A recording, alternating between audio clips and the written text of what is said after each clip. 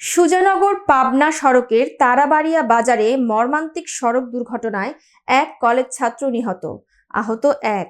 সুজানগর উপজেলা প্রতিনিধি এম.এ. আলিম রিপনের তথ্যচিত্রে দেখুন বিস্তারিত। সুজানগর পাবনা সড়কের তারাবাড়িয়া বাজার এলাকায় মর্মান্তিক সড়ক দুর্ঘটনায় সাজ্জাদ মণ্ডল নামে এক কলেজ ছাত্র নিহত হয়েছেন। এ ঘটনায় জুলফিকার নামে অপর এক ব্যক্তি আহত হন। ঘটনাটি ঘটে শুক্রবার দুপুর 1টার দিকে। স্থানীয় সূত্রে জানা যায়, সুজানগর বাজার থেকে দুই ব্যক্তি মোটরসাইকেল যোগে নিজ বাড়ি সাদুল্লাপুর যাওয়ার পথে একটি মাইক্রোবাস চাপা দিলে মোটরসাইকেল থেকে ওই দুই যুবক ছিটকে আরেকটি পিকআপ ভ্যানের নিচে পড়ে যায়।